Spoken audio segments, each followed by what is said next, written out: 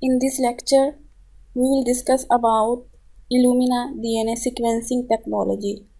Illumina DNA sequencing is a technique that used to determine the series of base pair in DNA.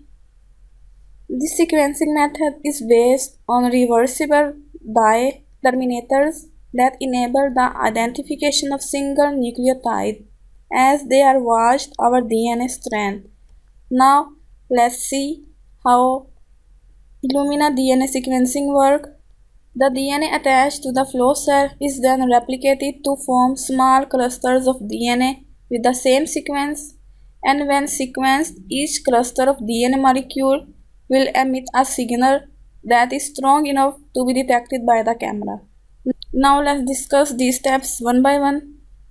The first step in this sequencing technique is to break up the DNA into more manageable fragments of around 200 to 600 base pair, and the short sequence of DNA are called adapters are attached to the DNA fragment.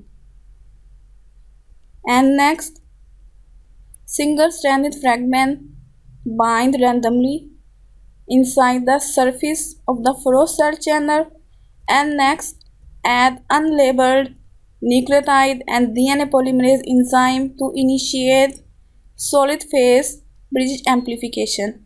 After solid phase bridge amplification, in next step, the enzyme incorporates nucleotide to build double-stranded bridge on the solid phase substrate. And the DNA fragments that are attached to the adapter are then made single-stranded, and this is done by incubating the fragment with sodium hydroxide. Once prepared, the DNA fragments are washed across the flow cell, and the complementary DNA that binds to the primer on the surface of the flow cell and DNA does not attach is washed away. And next, DNA that attached to the flow cell is then replicated to form small clusters of DNA with the same sequence. When sequenced, each cluster of DNA molecule will emit a light signal that is strong enough to be detected by the camera.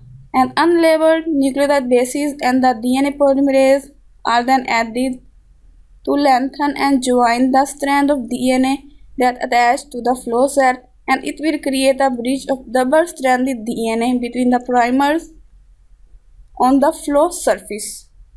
And next, double-stranded DNA is then denatured and broken into single-stranded DNA by using heat and leaving several millions of dense clusters of identical DNA sequences.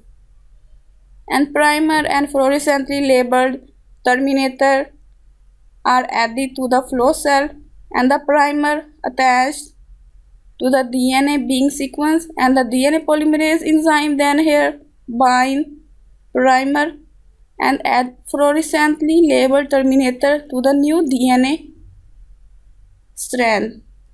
Once a base has been added, then no more bases can be added to the strand of DNA until the terminator base is cut from the DNA. And lasers are passed over the flow cell to activate the fluorescent label on the nucleotide bases. So, after laser activation, the emitted fluorescence from each cluster is captured and the first base is then identified. And next, the fluorescent labeled terminator group is then removed from the first base, and the next fluorescent labeled terminator base can be added alongside, and the process continues until millions of clusters have been sequenced. And similarly, after laser excitation, the image is captured as before, and the identity of second base is then recorded, and in next step, the sequencing cycles are repeated to determine the sequence of bases in a fragment, one base at a time. And in this manner, the DNA sequence is analyzed base by base during Illumina sequencing and making it a highly accurate method. And the sequence generated can be aligned to a reference sequence here and then look for matches or changes in the sequence DNA. So in this manner, we can easily obtain the sequence through Illumina DNA sequencing. So it's all about Illumina sequencing technology.